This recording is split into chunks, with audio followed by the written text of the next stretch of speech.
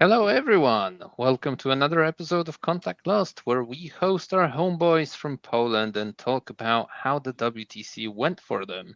But before we do that, a massive thank you to our sponsors, Weyland-Yutani and the Army Painter, as well as our YouTube members and Patreons. In this episode, Danny is co-hosting this with me. Hello, Danny. Bonjour. Sporting the orange Contact Lost t-shirt, very nice. And we've also got, and as for our guests, we've got Majson, who's incidentally also part of Contact Lost, but not today, not really. Not host, at least. Yeah, not hosting today. Hello, everyone. Yes, and we've got Typhus. Hello. Who apparently is pretending to be from some other country for this moment. Never. Judging by his accent. So, hello. Hello, and there's been too many hellos, so let's just go straight into it. Guys, general impressions of the event. What do you think of the WTC this year? Did it differ anyhow from the one the year before or 2 years ago? Typhus, what's your impressions? I would like to hear Danny's answer first.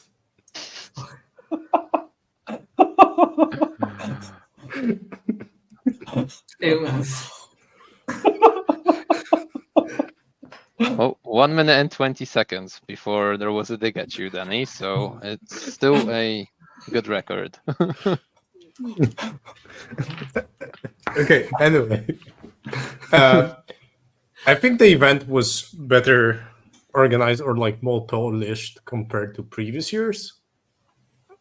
But I think there were some things that I was quite unhappy about that as a person who's responsible for doing some of the organizational stuff. So there were two things that struck me. And, I could praise and everything, but I'm also Polish, so I focus on the negatives in my life. Of course. So this is what we're here for. The first one was very short rounds on Sunday, which was rough. And also shorter break between rounds. And there was they also started earlier, right? Yeah, and there was also one thing that was quite annoying when you wanted to prepare or between the rounds, and that was sometimes the results got really late.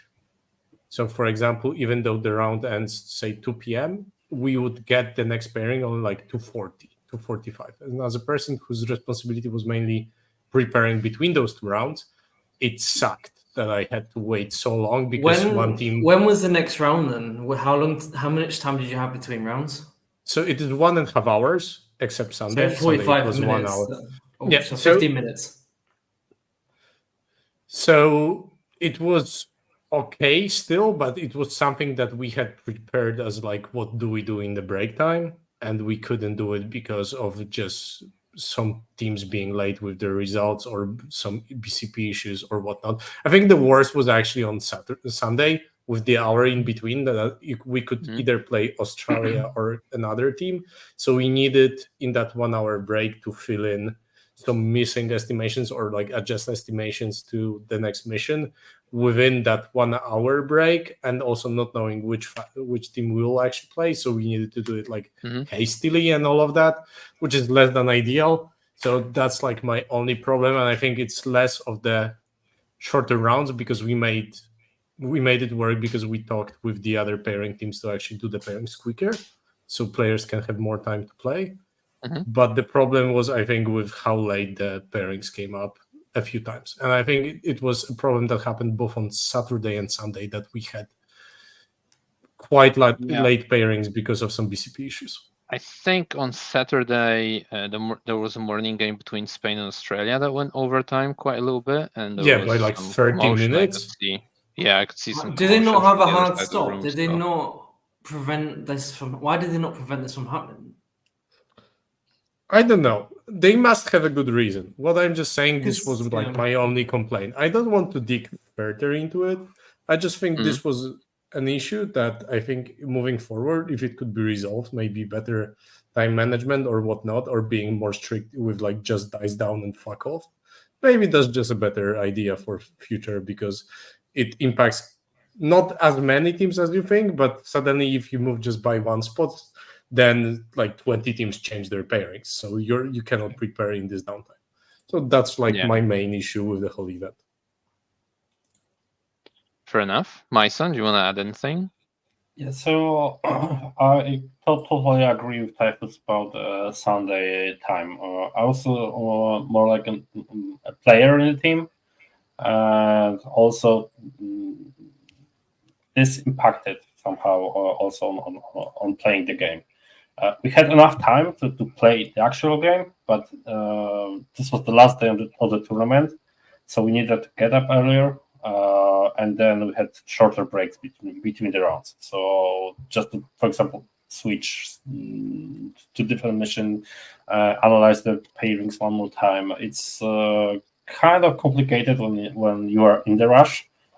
You can deal with that, but it's supposed to be somehow some kind of a finals on Sunday, and right now on Sunday we have less time and we need to rush, so it doesn't look like proper final games to me. So that's my impression about it.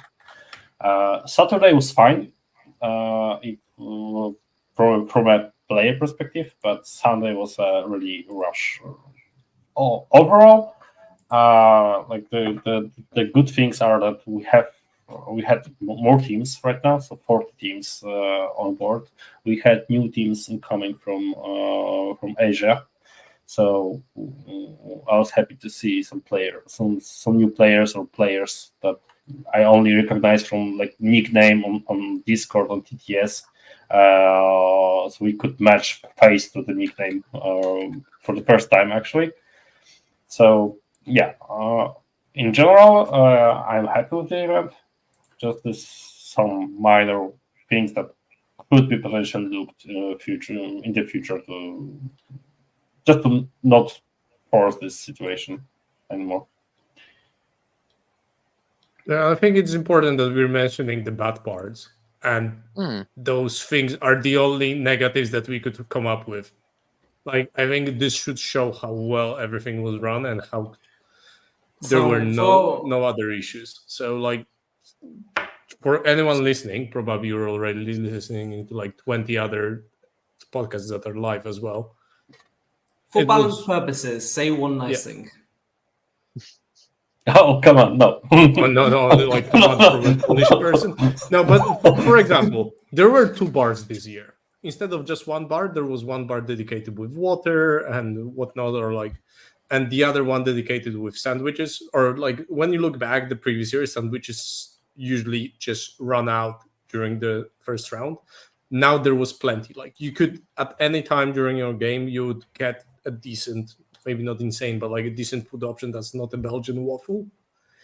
And I felt that this was an improvement, for example, with all the logistics happening around it.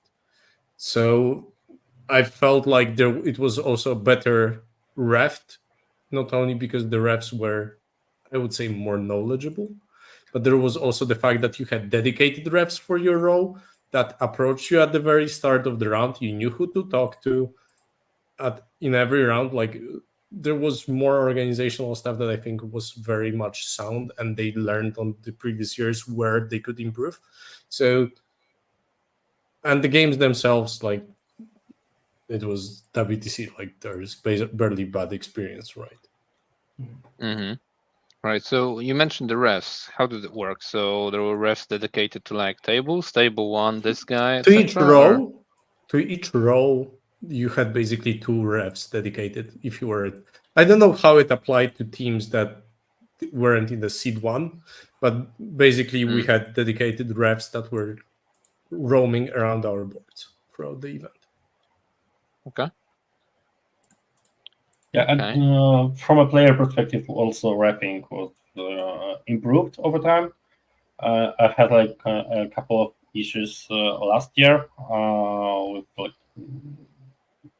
some ref not knowing the exact rules, or so I needed 2 refs at the one table to judge the situation out. This year, I didn't get any feels bad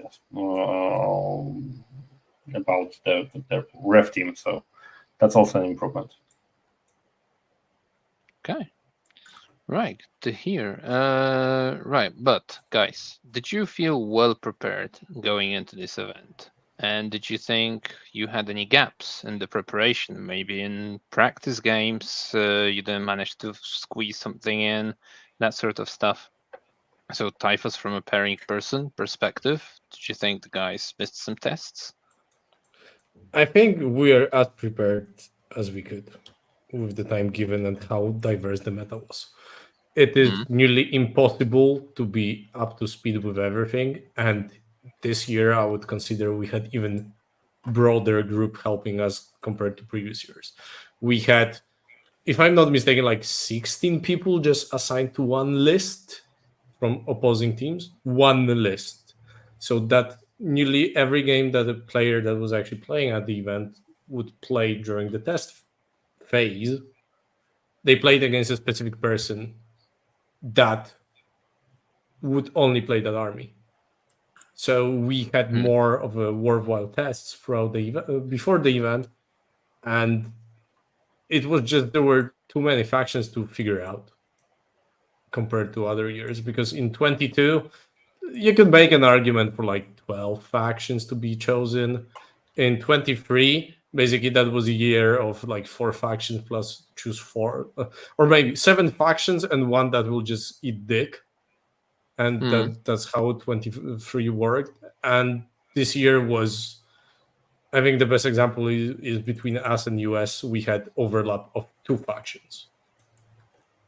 And if you were to look into most of the seed one, basically there were no archetypes beside T-Sons and Sisters, and everything else was completely different between the teams. Maybe Deafling Knight list was very common, but other than that, quite different.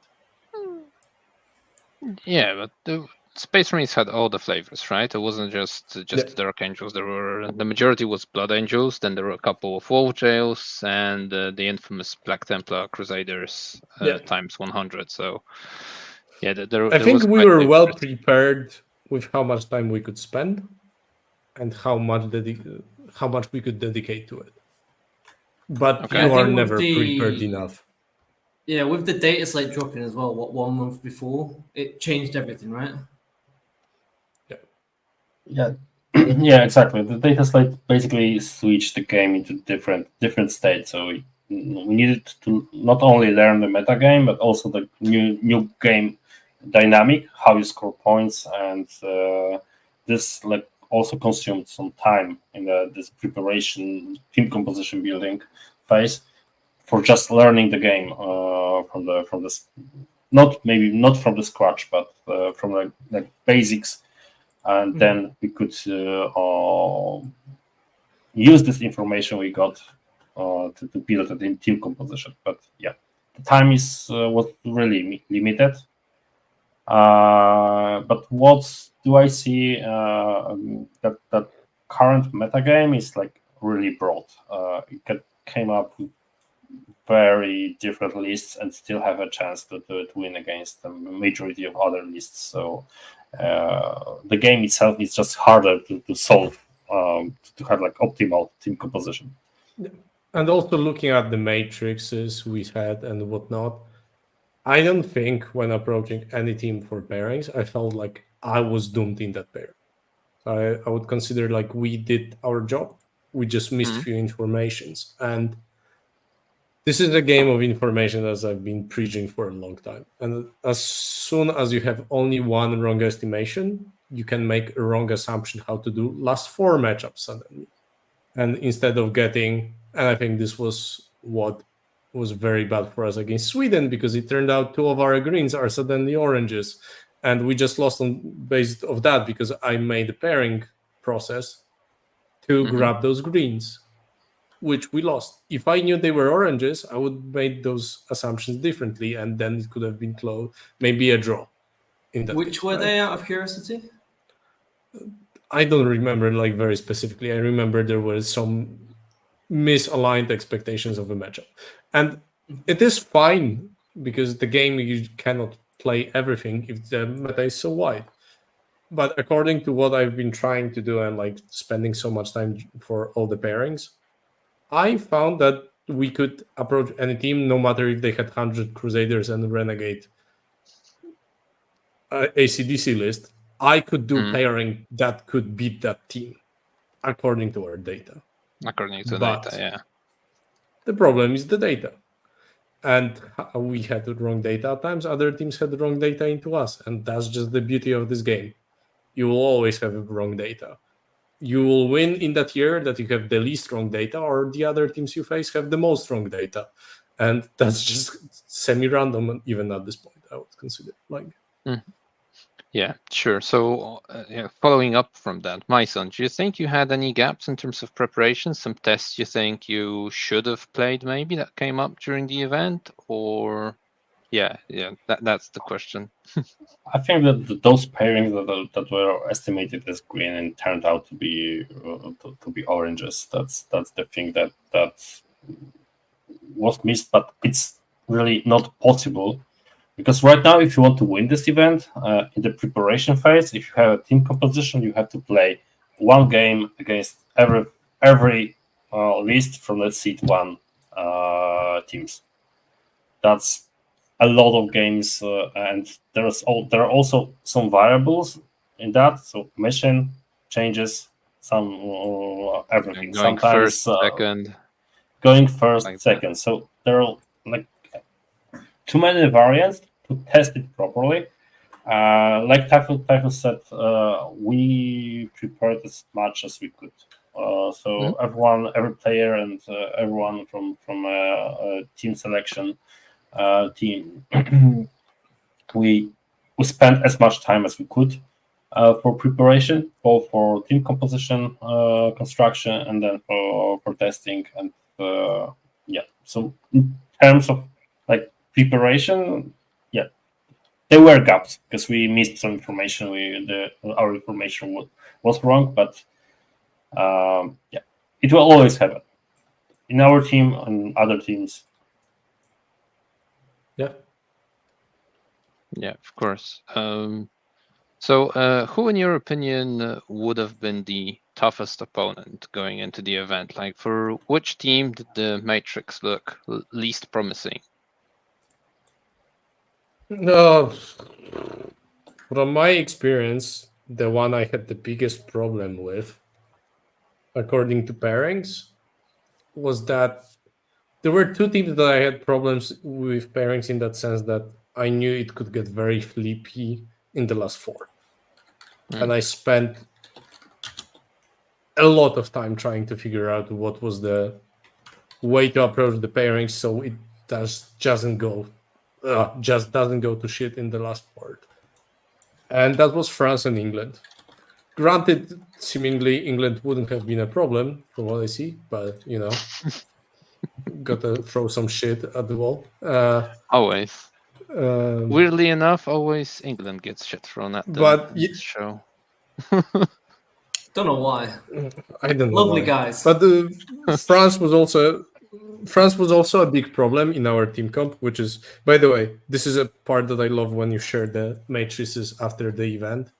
And basically, where we had oranges or reds into France, they had also oranges and reds, being like, we both lose this matchup very highly. So after seeing the matrix, I was like, okay, probably according to our data, I could, with what they thought, either of us would be extremely happy with those pairings and someone would have got fucked up.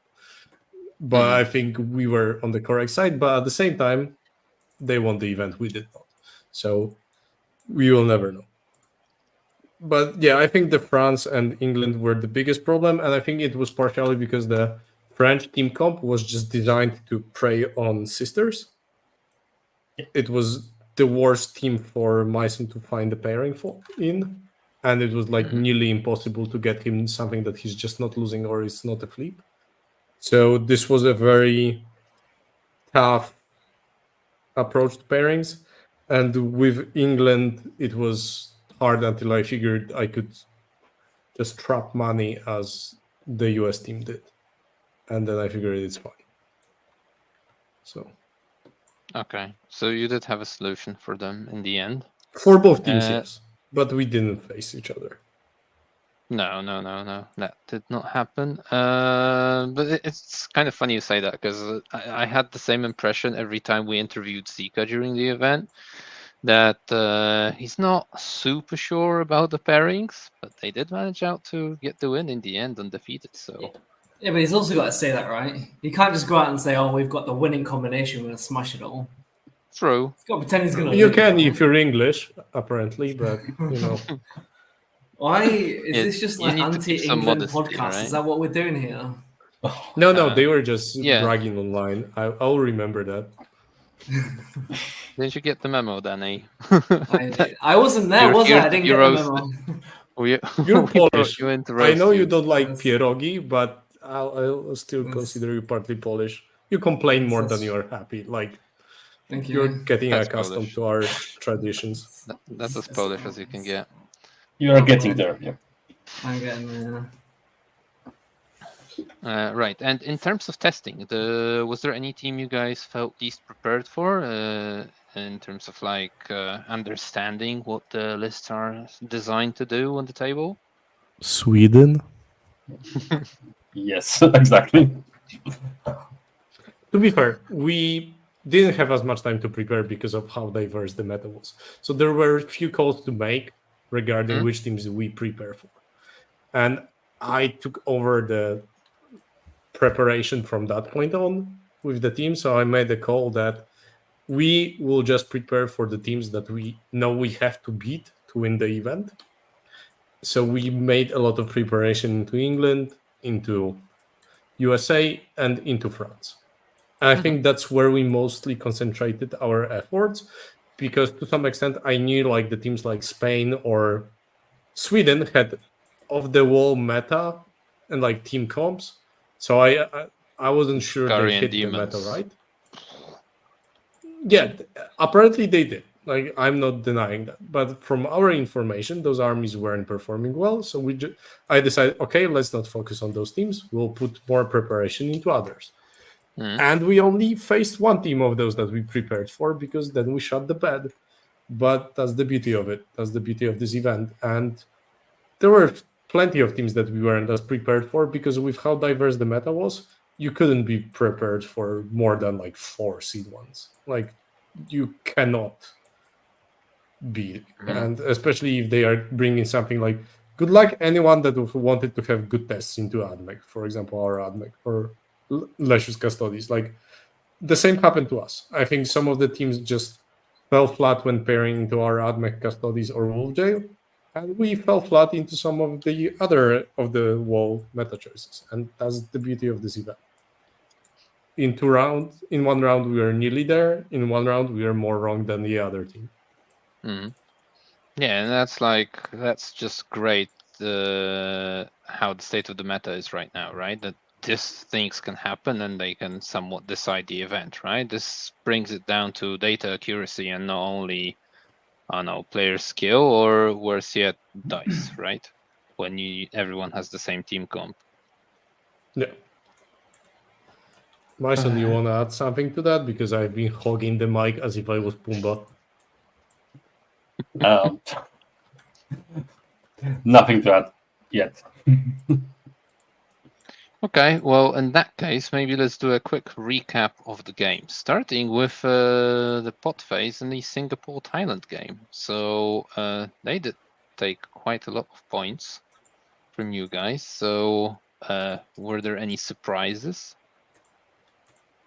Majson, maybe you want to start now? I wouldn't say that those were like surprises, because we knew that Singapore-Thailand is not like proper seat for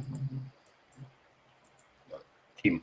It was way more stronger than it seemed, because there were a couple of players that we knew over the Discord internet that they are good, and they had really good lists. So we knew that we need to like properly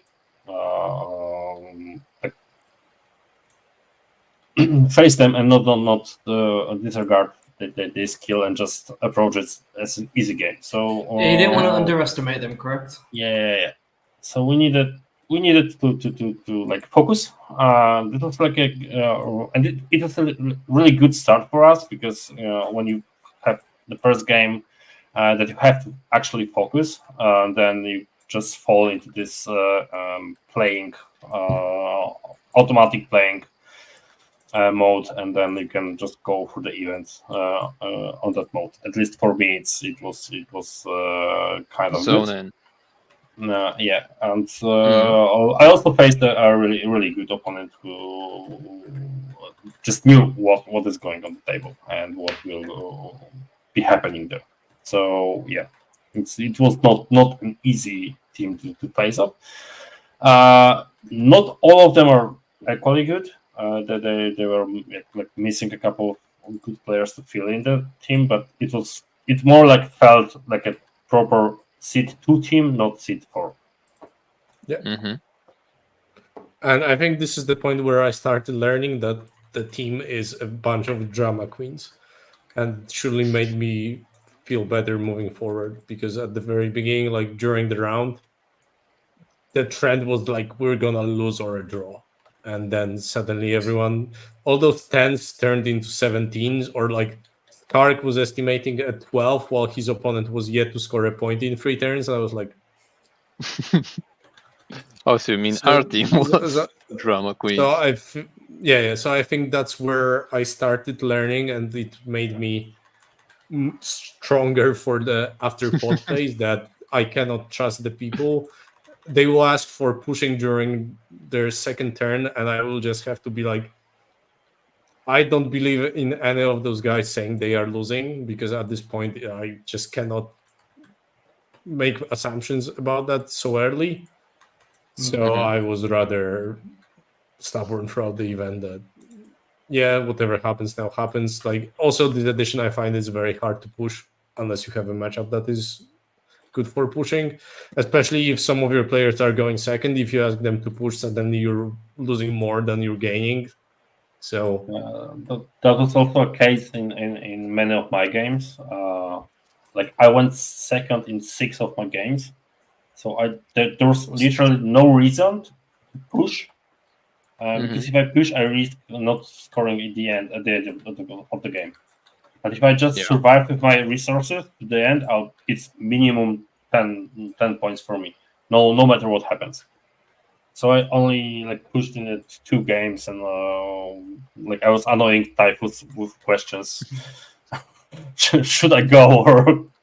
Yeah. I think this was also quite a benefit for me to make the calls throughout those runs, whether we should push or not on certain boards. Because when you're making that call as a person who was watching or playing a lot of tests, I could just walk around the table, make an assumption on the board state, and then think what that player might think about what is pushing and what not. I remember this was a case with Leshu against Canada's Eldar. I just told him to go away because I'll talk to myself what I think he will do, so he doesn't hear what I'm saying. And then I figured out that he absolutely should push in that board state. And this is something that I think was also beneficial to having a non-playing person responsible for making all those calls. That could easily also be a player on the team, skill-wise. And this is a point where I will also be a very strong advocate of having a pairing person that's not involved in playing at all. I think this will be more and more important, and I saw it was a problem for other teams that they had their pairing people staying up, then didn't play as well. I don't think that should be the case moving forward. I think everyone should follow through. Like French had Zika doing the pairings, we had me doing the pairings, Germany had Defra doing pairings. I think that's the way moving forward. Yes, that's right now. I would call it's a must-have on the team to have the non-playing pairing guy who will manage the pairings and then manage the games in terms like keeping track what's happening on tables. And it finally worked out for you guys, right? Third time's the charm to have a non-playing captain, pairing person. Yeah, so now Yes. we have the worst scorer in WTC ever, right? So everything I'm saying might mean shit. So Don't be too hard on yourself. Yeah. We actually had like head coach last year. So Everett was doing all the work during the round, keeping track of the games. So yeah, so we kind of had something like that last year already. But this you were year we also had doing like the pairings. yeah. Me and Pumba were doing the pairings as well, but it also was better than doing all the stuff and not having someone keeping track of the games. Right. And back to the Singapore-Thailand game. So did anything surprise you guys in any way? Like they also had a bit of I want to say, off-the-wall team comp, but only because they had a Gladius Space Wolves list. So I'm not sure if I it's mean, they accurate. had Jackals for Beaters, they had the Witch Seekers, didn't remember that. Custodies. Oh, I yeah, remember right. all of that. They had some weird lists, but I don't think they really surprised us as much. I mean, like we could understand what their lists were meant to do, because if anything, those armies that were less conventional were still within the grasp of reality, and something we had players actively playing within our community, which wasn't maybe the case with other factions we've met throughout the event. All right, fair enough. Then the second game was against Latvia. Anything to say about this one? Mm. Yeah, it was. I mean, I feel like that was the. I don't mean to be like overly attacking the team, but they were like the weakest team we faced throughout the event. And I think the data also shows. And I know they had some infighting during that round. There was something weird going on. So they kind of, after the round one, they decided to just get better between themselves and like get back the team spirit. So I think that round was over like weird. And I don't have anything specific to say. I think we scored like 100 something. But I would say it was very hard to score very high this year, especially in the pot phase with all those tipping point ritual or purge the foe missions. Like if we're scoring above 130, I don't know what the other team did in pairings, but they surely have helped you. So right. So before we move on, then, what do you guys think of the mission set itself? In that case, since it's come up. Majson, from a player perspective, maybe, what do you think of the missions that were chosen? I mean, there could be so many combinations, right? But not that many were used. Yeah, so the missions right now, I will separate this into two things, like pot phase and so pot phase were more or less focused on like hammer and anvil style deployment, so tipping point and hammer and anvil. The missions selected here were something like we are used to, and they strongly favored going second. Hammer and anvil is like a narrow deployment when you can play really defensively, and going second gives you like automatic advantage on tables. Additionally, the set of terrains and the table setups for this tipping point boards, they are just awfully designed. Yeah, clearly it was like new deployment, new designs. I understand that, but they were clearly like from the like idea from the high like abstraction level, they were bad design. Why? Are we talking about the really open ones? They're both cases. You have only like really open or the really short, really like open center and then closed cages in the corners when you can just I played my third game against Canada in such a map. It was ridiculous because we couldn't play Warhammer. But yeah, the tables are polarized on tipping point. Yeah, either you have like really open table when you can just shoot everywhere on every objective, or you have really closed table with like perfect staging for combat armies, and you need to take that into account during the like pairings as well. Yeah, so I didn't like the combinations of this. Personally, I just hate supply drops of disappearing objectives because this is like so random. Then you have linchpin, which is like allowing you to score 18 points at the end of the game. It's something like going second. Taking into account that we have secret missions on board, technically you could like score 40 points just by keeping your resources and moving forward to 3 objectives last turn.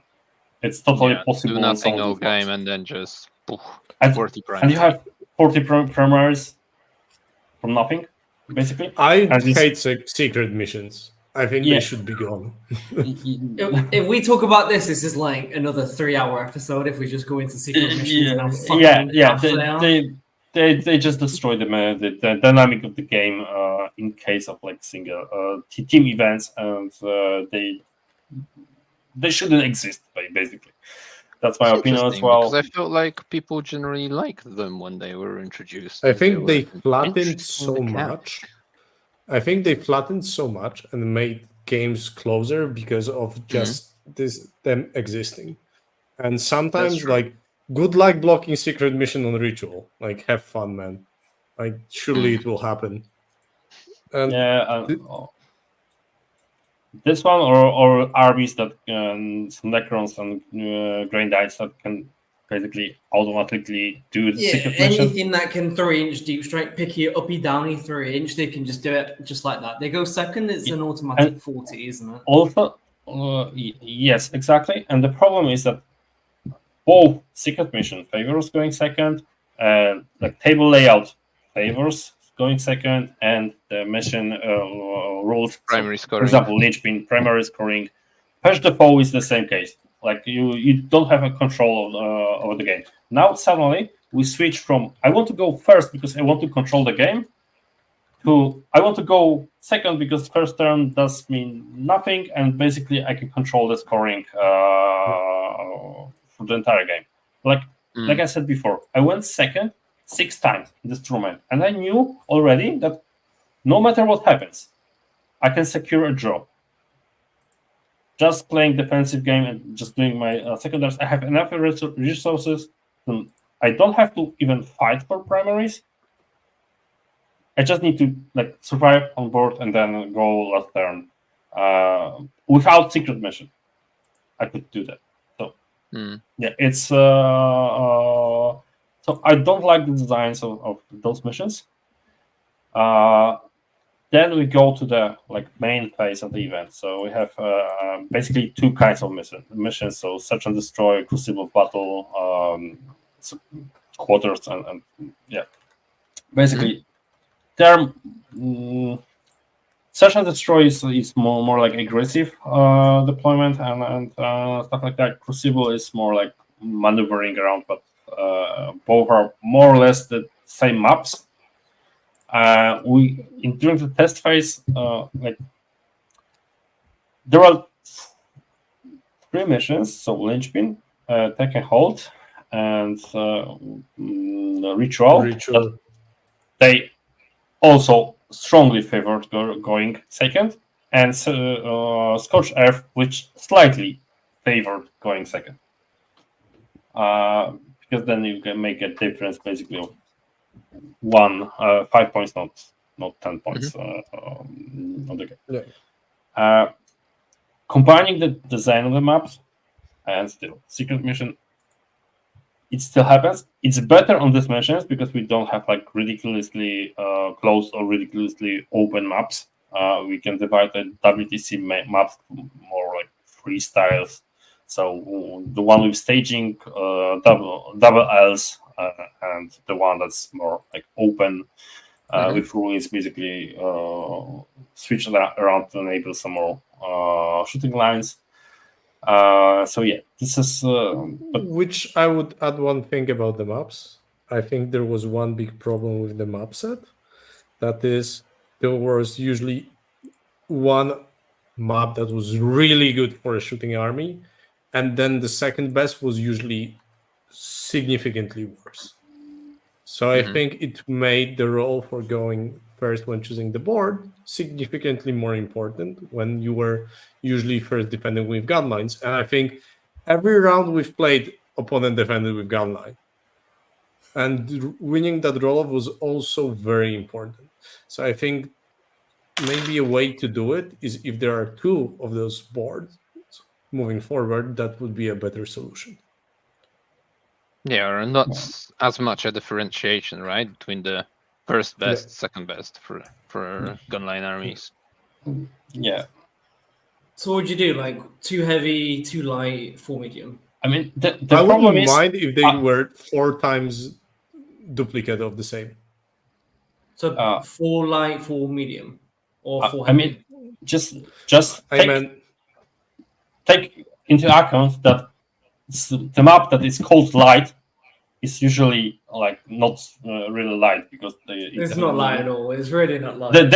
There are no actually heavy maps on Search and Destroy like sometimes are more like open than light maps because you have more firing lanes. Yeah, I think they need to It's a little redefine misleading the 'cause- category. Yeah, because heavy, medium, light only differs the types of ruin that are there, right? Yes, It doesn't really exactly. Not the setup. define the layout.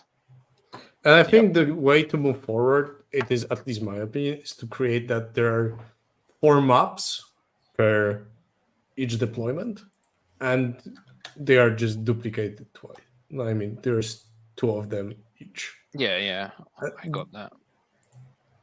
Yeah, But wouldn't that make the table choice role almost insignificant? I wouldn't say so. It just means there's less randomness when it comes to winning that roll-off, which this year I felt like certain armies that I think 3 times we played into Tau. They first defended with Tau, or 4 actually. And 3 times we lost that roll-off, and suddenly the Tau, and if we won that roll-off and took away that board, suddenly those Tau games would have been way worse for Tau players. I don't mean we still score really well as a team against Tau. I don't but it was a significant difference.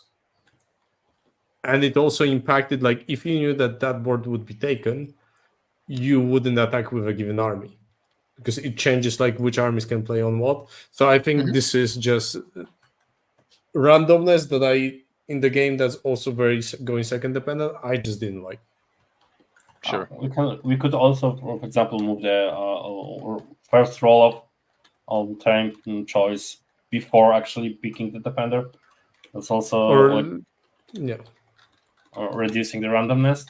To be honest, and because I'm not looking from the perspective of a gun lane, I'm looking from like perspective that my army lacks some kind of staging. So there were, for me personally, the like 4 of the 8 tables were more or less the same because I would play exactly the same on those tables, no matter which table it is. It's just a matter of a couple inches back or forward with some models. So I would say that some of the terrains are really right now they should be more updated or reconsidered how they look like. What Typhus says, so 4 types of maps duplicated is fine as long as we have difference between these 4. So there's no situation like we have like different ruins, but in general the map plays the same. But Well, yeah, back to the missions, maybe itself. sure. I don't even think that was a question. That's what's weird. I don't think that was Yeah. the original question. Yeah. I don't know where we started, but we've certainly gone somewhere. Yeah, Yeah. that sometimes happens. We digress. But on the tables, though, still, I mean, now is the time for like feedback and then potentially evolution, revolution, right? We had Isaac done the Alpine Cup where the tables were quite a bit different. They used different terrain pieces, right? So there's definitely room for change if that's what the community wants. I mean, we don't need like different terrains, how they look in different dimensions, different ruins. We just need to set different setups. And during the Alpine Cup, they were really like creative. So maybe. I It's just really an enjoyed example, not Alpine saying tables, do the actually. I same. thought Alpine was quite a nice layout. Because every I table was like the kinda breath different. of fresh air. Yeah. It was definitely something different.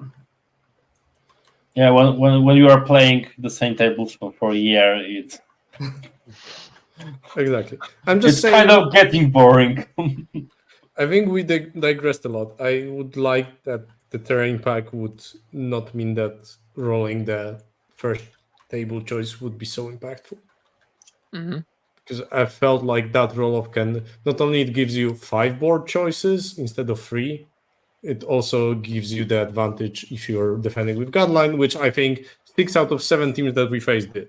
So, yeah. And so we were also like defending with gun line, so Yeah.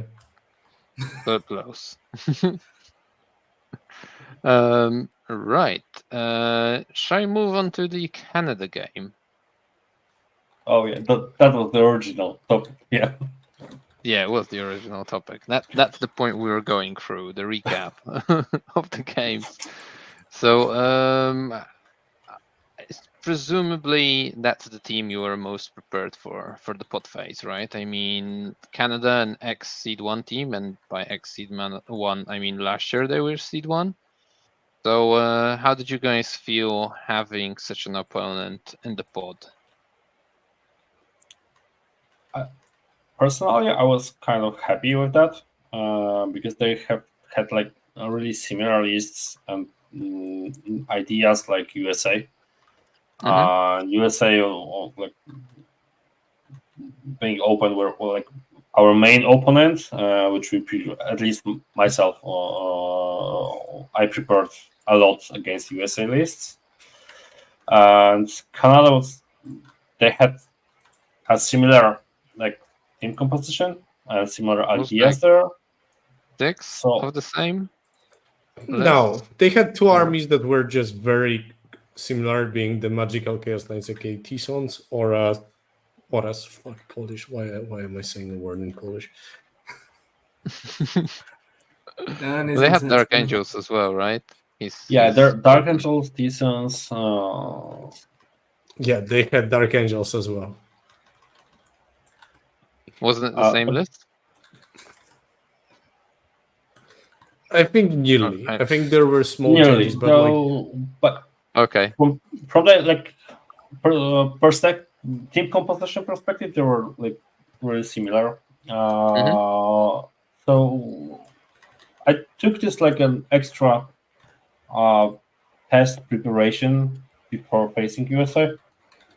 And for me, it was like helpful because I played another game against T-Sons, and then during USA I faced exactly the same list. I mean, there were differences, but yeah, triple Mutalib Beast and 2 double fortune. So yeah, that's my perspective on it. Yeah, for me, it didn't really matter who we get from seed 2. We need to win that game, and that's just it. And it just aligned that they had similar lists. And I don't think they lined well into ours. because Do you mean their pairing specifically, or the team composition in general? their team composition, we had very favorable matrix into them. Okay. Because they had few choices that made it easier for us from my experience. And that just meant that we had more breathing room when it came to pairings. Yep. Exactly. Okay. They had some more like polarized list, how I would call it. So as soon as they hit something that they didn't really want to play, it was real bad. So meaning we played Purge the Foe, them having more polarized lists was better for us because we could exploit that. Because Purge the Foe, no matter what people say, is actually a fucking drawish mission.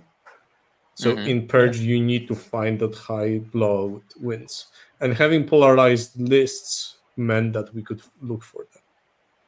Whilst we had more around their team comp.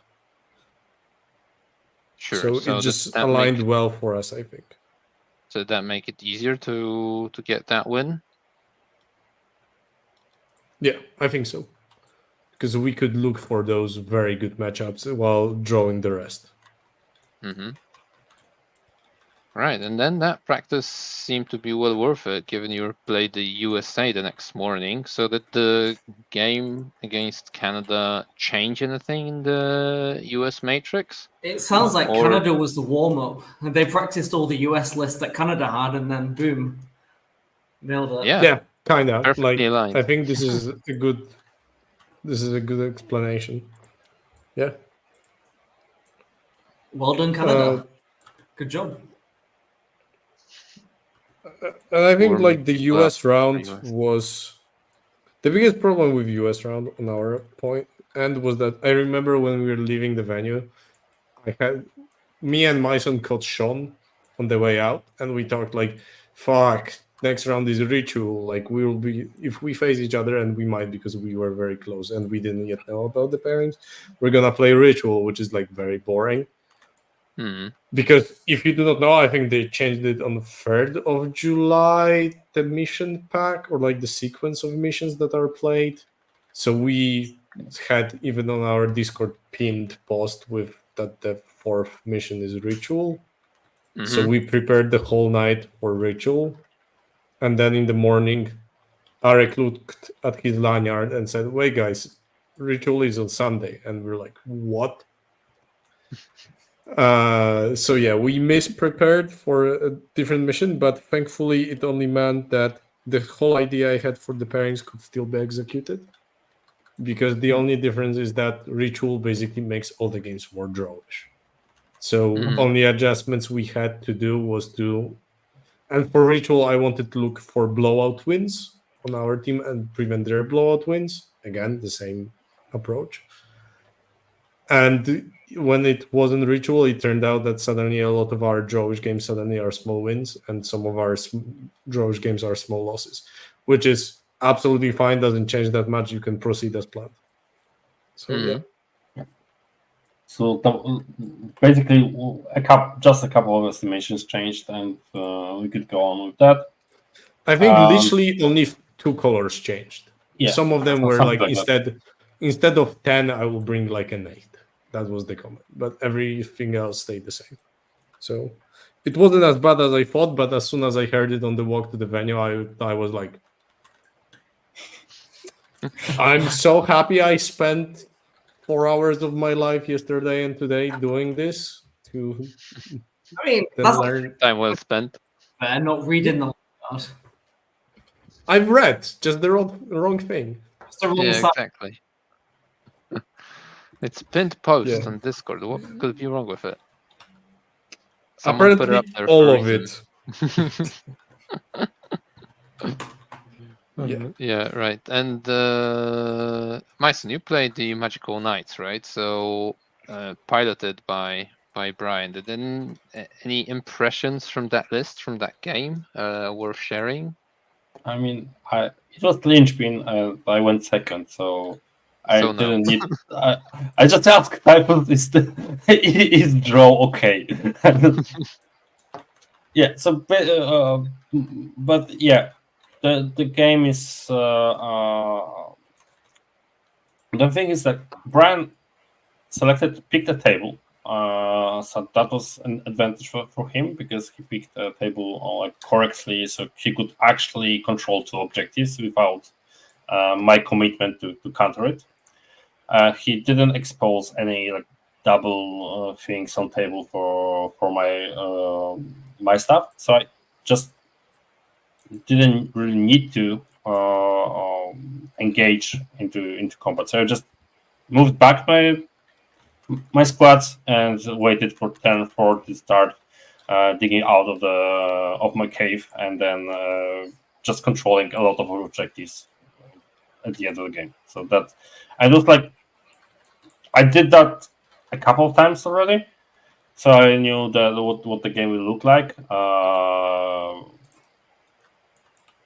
I mean, from the perspective of someone who watches the game, it was like super boring, but it's actually something like a chess game, because one mistake from any side results into like really giving up the board.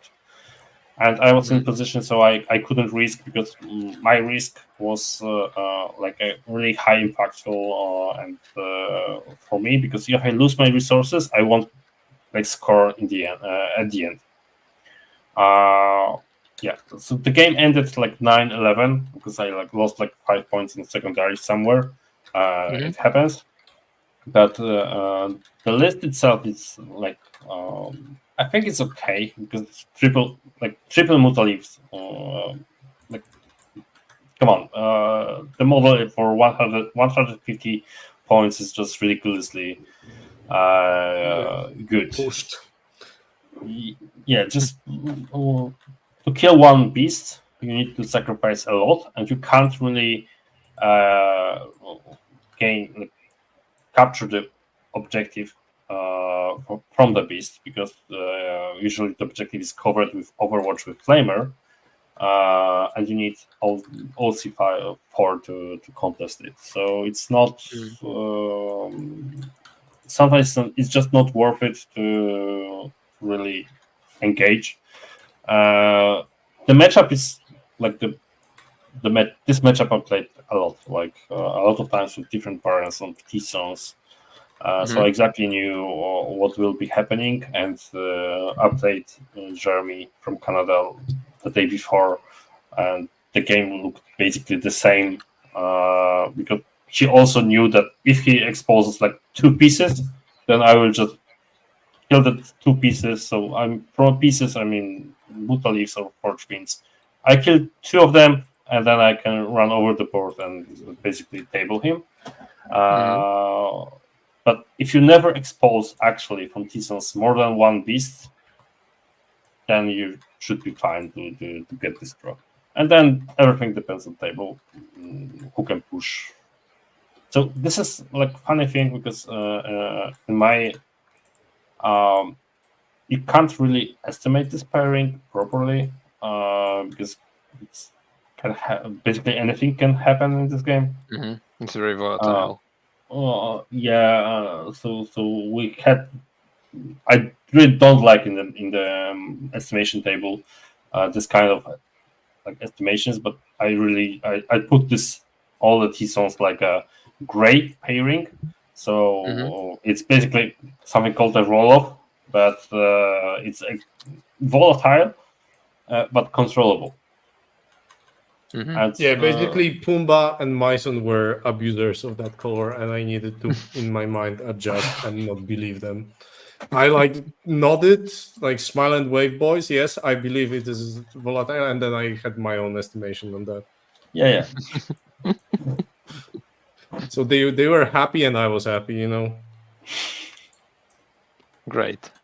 Everyone was happy. I'm glad I asked you that question, Majson, because I was getting an impression that you were really bored during the event. But I'm glad at least one game wasn't that boring. I think Majson had like the most fun out of the team, man. He got so like very weird technical games into players he really liked.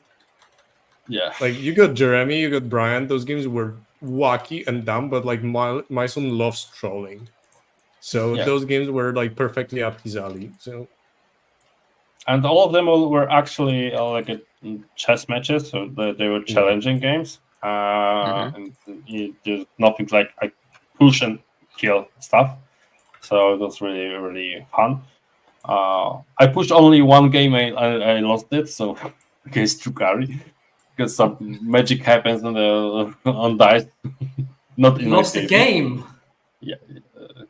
Yeah, but apparently that's one of the best players in Spain, from what I've heard. Yeah. So it's Yeah. the dice showed, right? World The dice class show. player skill. I really like this guy Manu. We met a year before, so we already knew each other. So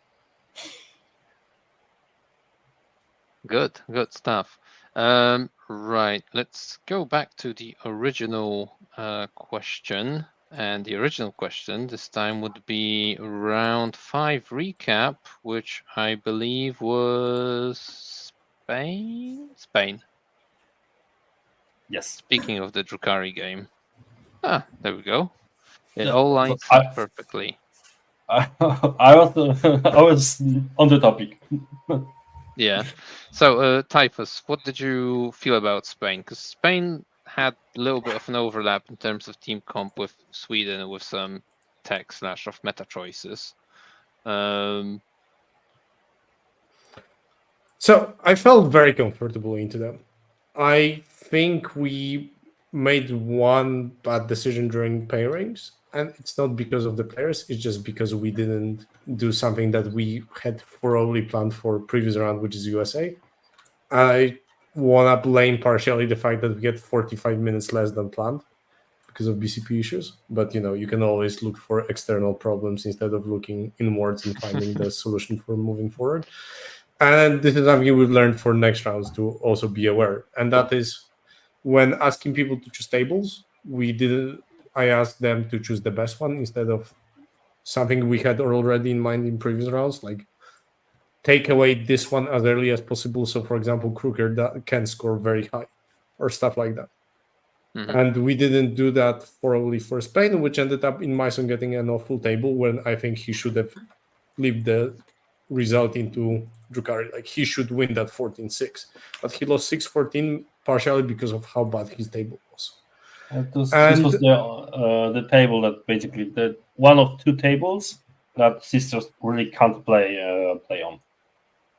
Yeah, and there was that, and there was also lack of discussion between Crazy, our main Tau guy, with Leshu, that this is actually the only Tau list that Leshu cannot attack, while he was our dedicated attacker into every single other Tau list on their table chose, but this one he could not.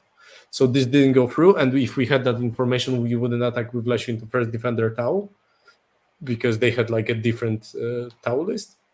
Mm-hmm. And yeah, that was basically the two mistakes. Like everything else, I think Majson got 6-14 because of some absurd rolling, by the way.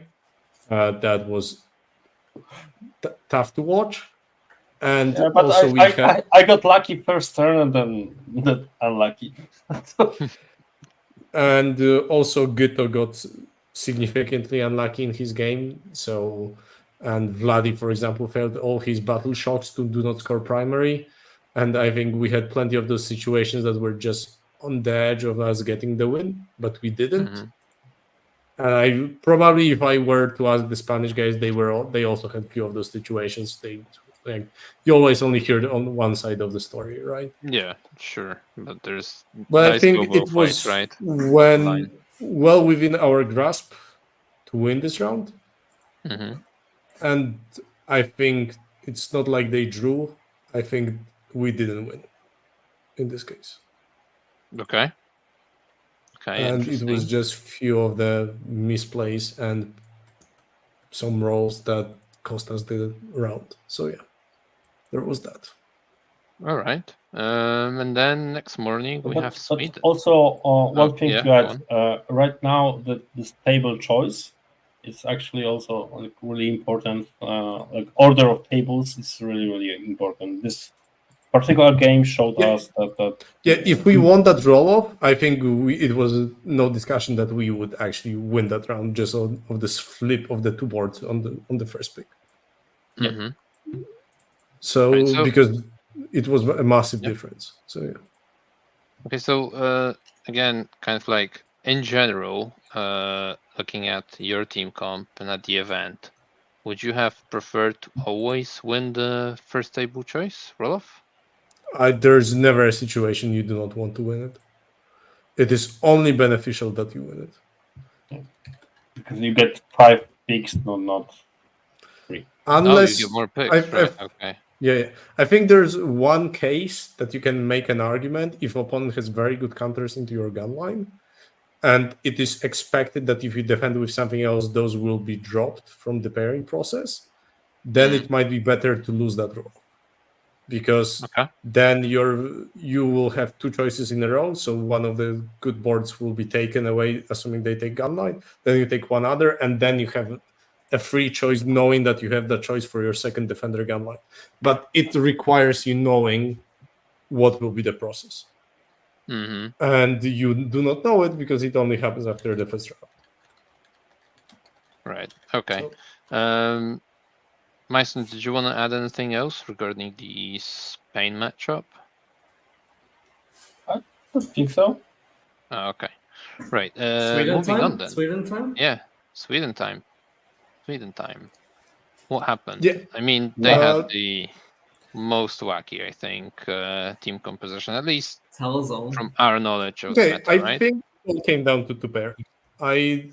That round came down to Kruger losing to Drukari, which we had as a win. Kruger, after the game, said that he would always win it now that he would played it, which I also thought was the case in this matchup, but it didn't happen this round. And this is Kruger scored total of 112 points this event. Like, he was very protected in pairings. Like, I was pairing for Kruger, and others were usually sacrificed into that one matchup. And that was the case with Drukari, that Kruger suddenly lost that matchup, whilst we expected him to win. And also the other game was Duda, who playtested into Chaos Knights. And he found that that game should be like 10 to 12 points, and he got a 4 out of that. And those 2 were like, if only Duda hit his matrix, it would have been a draw, right? And there was also Gito's game where he lost Rafe's turn 2, when on mathematically, I know he ran some calcs because he couldn't sleep at 3 a.m. one day, and there was like 7% chance that he loses that Rafe squad, including requiring that 9 damage Doombolt on stream. So it was like very unlucky that it happened. So I think it was a combination of 2 pairings that I'm not sure we were wrong on. Maybe our players didn't have the reps in.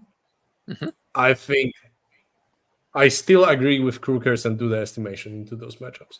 I don't know what happened on those boards, but I still agree that they should get their scores. Duda said something about not like hitting with last cannons and entire game or something like that. So. Yeah, can happen. Yeah, but I think if we were doing it again, and I think we made the correct choices. And I think in some of the games it just didn't work out. And that's just it. And suddenly, if, for example, in last 4 I knew Kruger would lose into Drukari, I could get him into like very favorable matchup, which was Chaos Knights.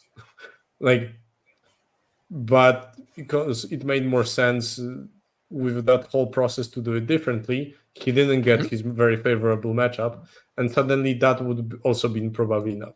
So I think this is a very important point, that one wrong estimation can screw you over. So yeah, because it can derail the whole pairing process, right? Yeah, it's result in basically having, especially the last 4, when you set up like you need to make some assumptions, and one wrong estimation over there can just flip the matchup, the entire matchup. Yeah, but it sounds like replaying that game, you'd still make the same assumptions, right? I mean, given the guys would have the reps in, the estimations would have been more accurate then, but would stay the same as they put it in? I think so. Like, I think the biggest blow was Gito, that got only 5 points out of a matchup he playtested a lot. And this was a matchup that we had comfortably on our matrix as 11-12, and he got a 5 on ritual out of all missions. Right? Let's remind ourselves it was a ritual, so we were looking for high wins. And our main high pusher, an army that could push for a very high score, was Hooker. So on that one alone, it was a problem. It was a big hit, yeah. And yeah, I like last 4, Gito had a green into Tisons, Kruger had green into Dark Eldar, and Duda had like yellow on the verge of green against Chaos Knights, and they got respectively 5, 6, 4 points out of their good matchups. And that's just like you cannot possibly fix this problem late in the pairings. So And Right. how obviously after that they felt really bad, I assume. How did they sort of bounce back that mentally? I don't Or have they think not? we Are they felt still that. sort of hiding away? Gito's still calculating in bed, or No, I think if you mean like before Aussies, like the round Yeah, against Aussies, well, like exactly before the next round, how did they sort of like take away? we that- only had 1 hour. We only had 1 hour, so there was There was no time to be. bummed. There was no time to think about it. Yeah, I was like, okay, guys, fuck that. We lost. We can still get top 3. Let's just get top 3. So we focused on what was the topic at hand, and that's all. Like, it happens. You cannot do anything about it. Is there anything that we should look forward to? Like, should we change any estimation? They said, Gito said, no, I should still get my scores into Tisons. It was unlucky. Do that. Didn't really want to talk after that game. And we also had Kruger who said, no, I should still win this. So when we approached all this, I was like, okay, so we just got either scammed or players didn't know how to play it. Fine. Moving forward, they will be okay. No point delving on it right now. We just have to figure the topic at hand. And that's what we did. To the best of our ability, because we are preparing for 2 teams at once. Because Who did you think Yeah, was the other team you might run into? Austria. It was only good thing that we knew who we could else get was that I specifically asked our online coaches, to go through all the possible matchups we can get. So so we can start preparing for whichever you say is most likely. And this is the point that I also want to say big thanks to all of our online coaches that were there and filling in the info, because some teams, for example, had offline coaches like walking around the hall and gathering data. We had everything in our estimation matrix. So whenever you were when I was doing the pairings in the night, or whenever the round was starting, the player could just look it up and know how that army performed into specific factions beforehand. So it is something that was very useful. And for example, when we've learned that against Canada, there was some of like army descriptions in our matrix was inconsistent or like omitted some of the data. We also ask our online coaches, hey, can you fix all of our estimations so we do not have this problem once again in our life throughout this event? And they did it. And this is very useful because we just didn't have to worry about it, and we had people who were very happy to do so. Which, by the way, reminds me, if we meet at any of the events moving forward, I owe you a beer, boys. Thanks for the work you've done. Yeah. So we also started having like this online support last year. It was helpful, but this year was like perfect thing. Also, organized, right? Also from a player perspective, just seeing the results against my faction from the different tables, different teams, I could just see and potentially just double check if I'm missing something in my estimation table. But yeah. Awesome. Thank you guys for supporting the team. And right, then last game, another off meta wacky team comp in terms of Australia. So did you get enough like preparation did you have enough confidence going into that game in terms of pairings? And last question on top of that, how terrified were you of 30 World Eater Terminators? Not much. Yeah. Why should we? Yeah, so no, we weren't, to be fair. But yeah, into Aussies, I think the main idea was that we made a call very early that we do not want to get a draw. In the current situation, if we want to get on the podium, we need to win big. And I made few assumptions during the pairings to try and make that happen, seeing partially all the information we had from online coaches. So I made few calls, which turned out to be good, but like you make those calls in the heat of the moment, thinking that it might not actually pan out. So in this case, it was mostly like their Space Wolves, when we had our Space Wolves as a counter into T-Sons. They played T-Sons twice at this event and got like 8 and 10 points, and their Space Wolves were a big problem in our pairing matrix. Like they would smash us, according to our pairings. So what I figured is if I defend with Pumbaa, they might attack again, which is only a guess. And I hate usually doing that, but I usually try to be more calculated. But at this point, I was like, I need to make a call so we do not get an 80-80 again on the matrix. And then it all goes down to player skill difference, or if we go second more times than the opponent. So there was that, and Pumbaa rolled the shit out of his opponent. And also there was another benefit. Also, we were playing Space Wolves ourselves, so we knew which table was the worst for Space Wolves. And I think the sequence of the board choices, I think the Aussies won their first board choice, if I'm correct. So this was a case of us knowing that the second board choice we will have first. So Pumbaa would take that table specifically against Space Wolves.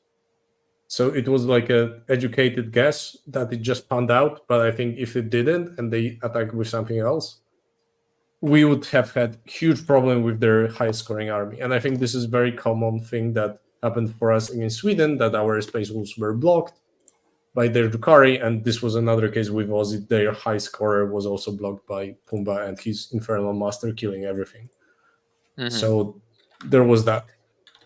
And I think the round was also an absolute pleasure. I think this was the most chill round we had this event, because both teams were like, okay, this is not fully in our hands to get top 3. And we had a talk before, like we met each other last round 2 years ago when it was quite stressful. This year it is not. So we just had fun, I think. Like most of the games were super fun. Majson again got like one of the nicest players he could get. He got Morosoli. So like it is. I was really lucky in opponent selections. Yeah, you seem to have had a really enjoyable tournament. One game maybe was a little bit off, but yeah. Yeah, and I think this round all came down to like few pairings going well. And I think if Pumbaa got his estimation against Wolves, we would have still like won by a slight margin. But I think this was the only round when I actually had like a talk with the opposing coach, because we finished the pairings and I was like, I don't feel like hiding anything. You want to just stroll around to the drinks on the French side and we just talk. And they were like the only team that felt like they didn't win the pairings. They were the only one that said they think it is drawish instead of favored in their case. So it was also interesting. Which, by the way, I think the Aussies wanted to like redeem themselves for some bad rep from previous years, and I think they did it. Like they were absolute pleasure to play, and there were no complaints, and it was absolute fun. So yeah, and nothing wonky. But you mean out of the teams you played, they were the only ones that felt pairings didn't go their way, and to you, or? I haven't spoken to Latvia and Thailand about it, but every other team felt fine into us after the pairings. So okay, some of them were right apparently. So as usual, both teams are happy. It's always the case. Both sides got good pairings, and we are winning this. Yeah, of course it is. Right, and the bonus question then, although Typhus, you've already mentioned this sort of, what did the matrix look like into France? How would that go down? Okay, so what I've been doing when I was doing our matrices, like the initial assumption whether how the pairings will go, I try to count up every kind of color we have in the matrix to see what's like the expected distribution of colors after the pairing. So let's say we have like half of the matchups are drawish, we lose 1/4, we win 1/4. So I would expect to get 4 draws, 2 losses, 2 wins. So then I wouldn't, when the pair, I would do mock pairings, I would see what is the expected pairing result and then just be fine with it. Because sometimes it just meant that you wouldn't win. And I don't know if this would have happened, but into France, I had a plan because because of the online data and also me spying and our other coaches spying on their boards, they were very consistently doing the same things with their pairing process. And I had planned for them doing the usual first Death Guard then T-Sons, but I expected also them to not do this. And I found that even though they had 2 armies that we really didn't want to play, which was their CSM Accursed list and also their Black Templars, their other lists we had ways to pin for higher scores. So I could still manage the pairings in a way that we probably would get fucked by Olivier and his Templars, but we could do the whole pairing strategy that their Accursed list would get bad pairing. And we would get like drawish or slight wins on the remainder of them. And then I looked into the matrix after the event and nothing aligned. So probably after the pairings, it would have been a shit show. So typical WTC, you spend hundreds of hours preparing and doing pairings, and then it doesn't fucking matter because both sides have no clue what's happening. But you can at least pretend. How much do you think, like, because we obviously France did really well at the Pyro Cup, how much do you think that really impacted A, them as performing this well, and B, our estimations and expectations into France? I have no clue. That's a good answer. Next question. So I personally, I think that they got really confident in their team comp after Pyro Cup because they played this exact same Armies, I would composition. say, Yeah, they made a couple of good calls, like Black Templars going from 60 Crusaders to 100 Crusaders, which is like really good call. And from what I know, that was last minute call to change it and not to change the faction, but go to full horde style list. I think that they got really confident because they could play into us, into different auto teams. Yeah, and then they proceeded with the plan and confidence. They got much more confidence after going through singles and doing amazing results at singles. I think week after this submission, also Zika asked me whether we want to do 8v8 scrim into them after the lists. So nice try. I remember. Which in hindsight might have been happening. good for us, but also at Pyra we've hidden some of our lists, right? Yeah, whereas they didn't. They went just full on, like full confidence. We're just gonna waltz in there, show everyone our list, and still take it. Got to respect it. For them, they did, right? They won't even I mean, if you even disclose list, there's no one can be sure that you will take the exact same list on WTCs. Yeah, but then when they perform so well, you kind of have this idea that maybe it's probably gone the direction they wanted, and they might not deviate too much, which they didn't. So, Majson, as a Sisters player, how did you feel into the anti-Sisters team composition? Was it really that bad, in your opinion? Yes, it was. Like I played Olivier Black Templars when they were only 60 on of them, and basically I scored 8, if I remember correctly. So this is like something I can't play. Like this is something I really can't play. because 100 Crusaders will feel no pain. They'll just rush the board. I don't have units and activations to kill all of this stuff. There might be a chance if someone just plays it wrongly and allows me to secure a flank, but yeah, it's too much details about the particular game. Also, the bad matchup was CSM Accursed list. This is something also that I would need to play really defensively. I don't remember Necrons, which are like Hypercrypt Necrons are basically all the stuff that teleports 3 inches, and I can't block it because I got low model counts. I can't play into it really. Grey Knights as well. They're more like a drawish, but still not great. But still like not great. So the plan was like to try to get me basically into Death Guard as an attacker and just put a blank card to control the pairings, and then yeah. I mean, for the last like a couple of months I played. I tried to play more shitty armies to play defensive games. So I guess I'm happy. I'm happy with the results I got because I took some focus to learn how to play defensively, and I needed to play defensively over this WTC, and against friends it will be like even more defensive like play.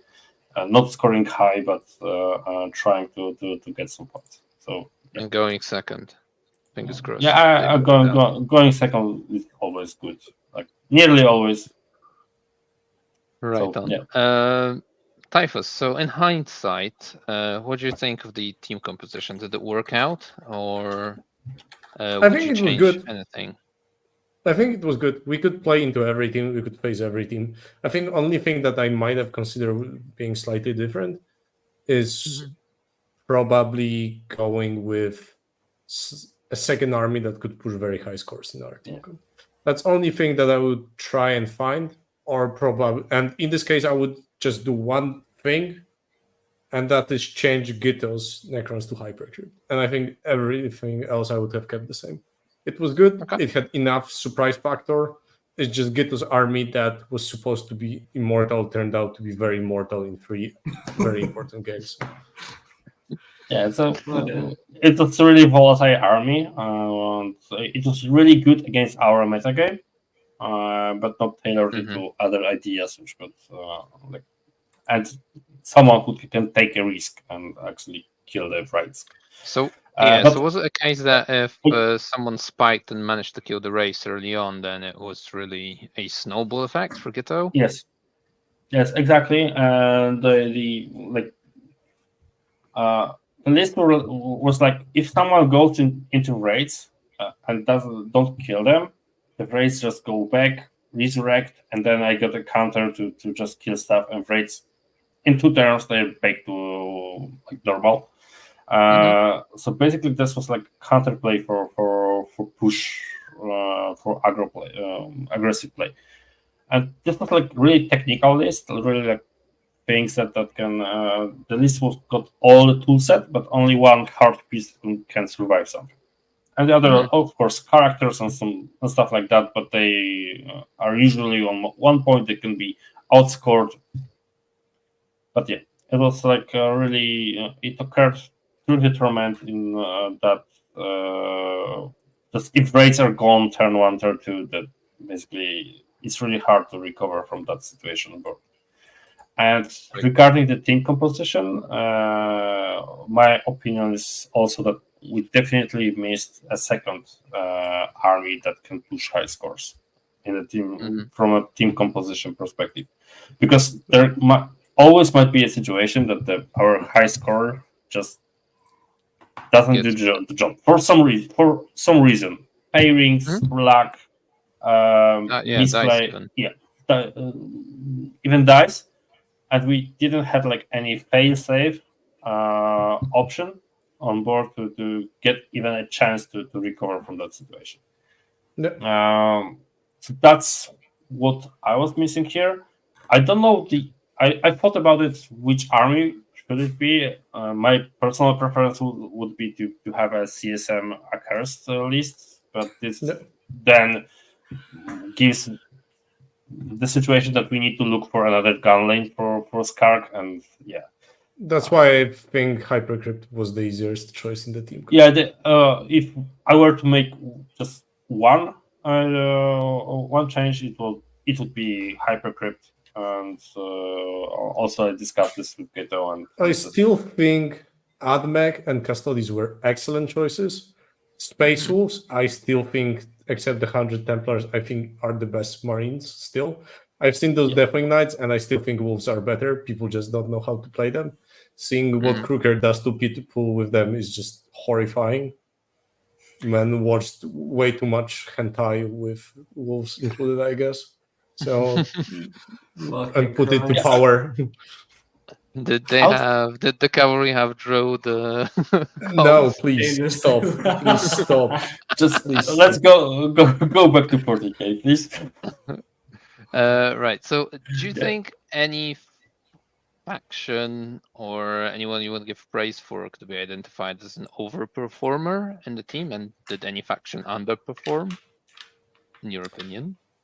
I think the clear overperformer for me was Leshu.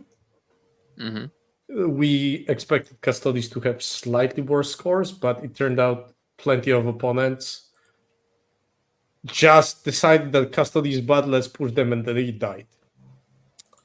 So, which was very cooperative from them. Thank you very much. And there was that, and I think Leshu overperformed, and it was army just for him, because I've seen like him having those 4 seekers on the middle objective, getting 14 4-ups, passing 12, and getting additional primary and denying area denial, and I was like, cool, you're truly a great player, Leshu. I'm glad we've got you. Classic Leshu, world class skill. And he just doesn't budge and continues rolling. So yeah. So there's that. And I think the underperformer, according to our data, was, as we obviously mentioned, the Necrons. But I think the other underperformer for me was our Admech. I think that army should have scored higher. And at least from the games I played into it, I don't know what exactly happened in some of Duda's games.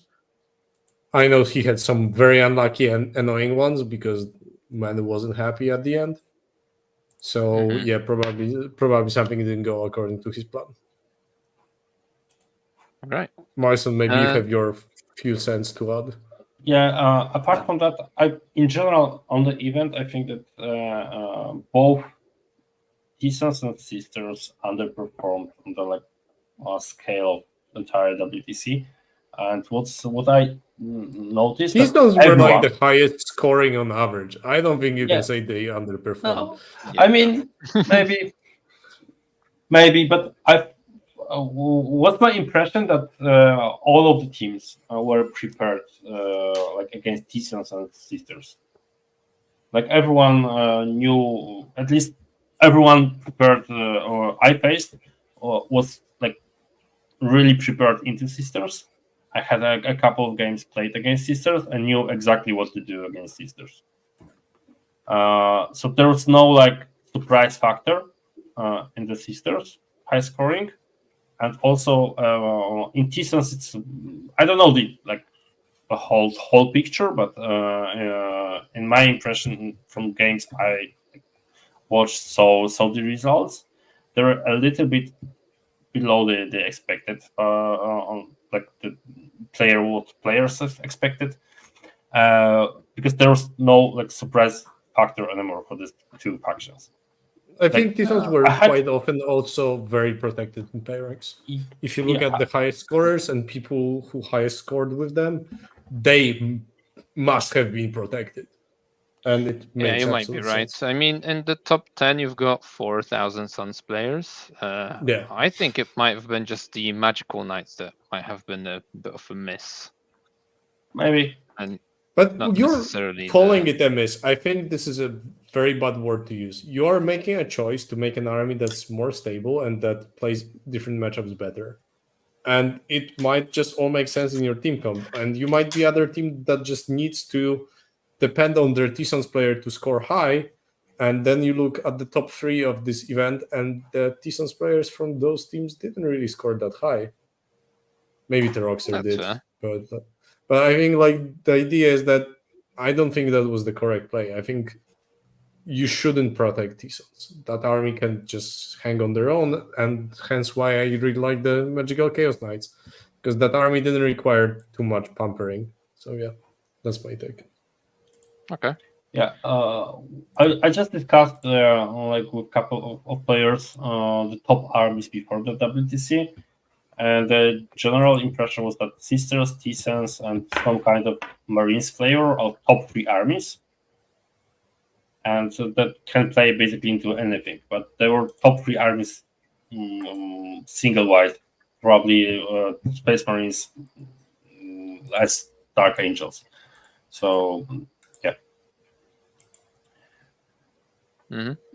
My original impression was that, and first test showed that sisters, for example, I'll say from a sister's perspective, that sisters can score high results, but during the Pyro Cup and then during the WTC, it occurs that it's more like an all-rounder army to just threaten the opponent.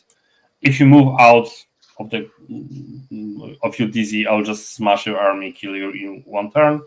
But I can't also push, so it's more like a drawish style army, Mm-hmm. which is also really good in 2 teams, and win draw lose singles. So yeah, but I would call it underperforming from my expectations. Okay. But yeah, it didn't surprise me. I already knew that before WTC. So yeah, fair enough. Right, then last but not least, what do you think of the 3rd place finish, guys? Are you happy with it, or were the expectations higher? I'm not really sure about my word choice now. Is satisfied maybe a good word? Typhus, what do you think about it? okay, so it was plan minimum. Mm-hmm. So my emotions were twofold because we weren't in a position to win. I was like happy of the 3rd place just because we actually got on the podium. Yep. So it wasn't the same feeling like in 22 when I felt like we lost. I felt like we ended on a high note, even though the note wasn't very high this year. So it completely changes how you enjoy the evening afterwards. But Yeah, I totally. think the 3rd place was an underachievement on our end, and I don't think it is something that I like. For me, top 3 was fun minimum, and I always look for every WTC that I have to win it. So I will always be bummed, but at the same time, as I started enter the matrix, right?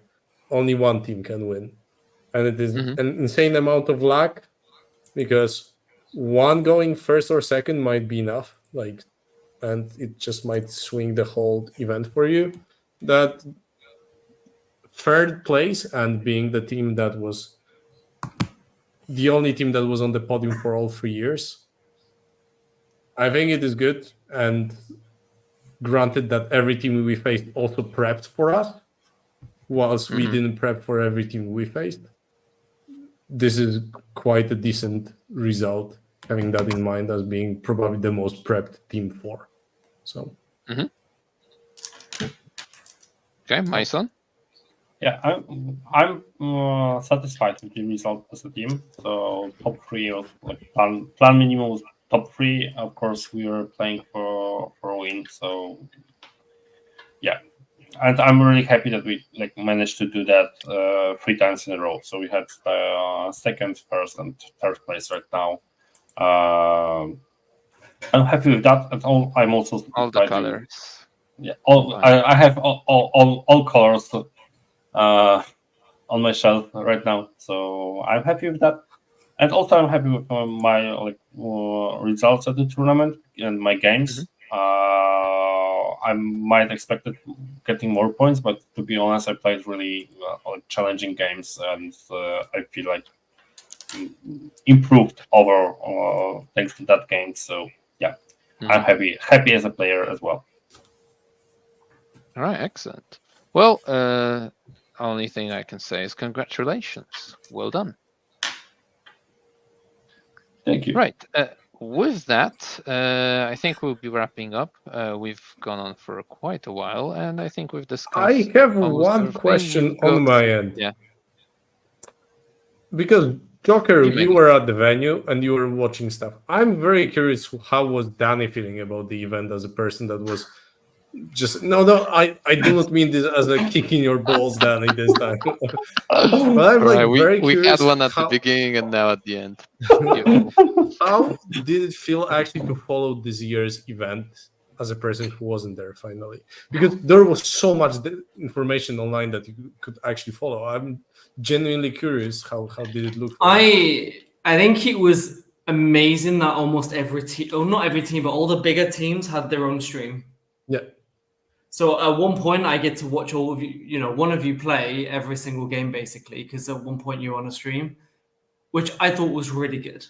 But then at the same time, they're all communicating, everyone's giving different scores. So whilst you're not replying to my messages, me asking you what the bloody score is, I'm finding it out on all these streams. Majson's not replying to me, even though I can see him on his phone walking across the camera as well. So like, yes, yeah, I might be focused on something else, Danny. Sorry. I don't know who her name is, but like you can reply to me. No, I think it was really good. It was. I think everybody felt a bit more involved because we could watch it and we could see it in real time. So not being there was really shit, but at the same time, it didn't feel as bad because you also kind of felt there a little bit because you could see everything. So. On that note, do you think there's something that, as a person who was there and also watched, that could be improved from your point of view to make it better for a just online viewer of the event? You know what? The Americans had one of the better ones because they had like a live stat check of how the game was progressing, what turn everybody was on, and what score it was. So you could sort of live watch and follow how their team was doing. So like at round 4, what score was it between America and you guys? I thought that was really good. If they could do that some way for all of the round, I think that'd be fantastic. They have score stats on with sports and football, and you can see the. Don't you think that such a in the current like meta game, such like following all the results from tables gives some wrong impression on how is the situation? Because usually, for example, because my results were usually put on the stream somewhere, and I was like always losing on the stream. I was always losing like 13-7, something like that. And in the end, I already knew from this turn 2 that I will score like 20 couple points at the end, and this will hold back. What's your opinion from the viewer perspective? Because you don't know what's happening on the tables, right? Exactly. So I get what you're saying. So I think it's actually quite important because what people don't see is that all people see is you go into a game and then you get the end result. So if say you lose 4-16, only people can see is you go from 0 to 4. They don't see the journey, so they don't see that you might go up to 14 in round 2. You might go down to 8 in round 3, and you might drop down to 4 in round 4. They don't see that journey. I think it's important for people to understand the game is more complex than they can see, understand why teams is important, and then it also helps, I think, maybe them understand how coaches work as well. The whole having to go around, tell your table, we need you to push, etc. I think they should follow the journey. I think it's way better. Yeah, I mean, I also think you have to consider who would be following this kind of stats. I mean, you as a player... Me, Joker, I would be following. Of course, because you can't make it there. But no, yes. Speaking to Majson, for you as a player, that information doesn't give you what you want.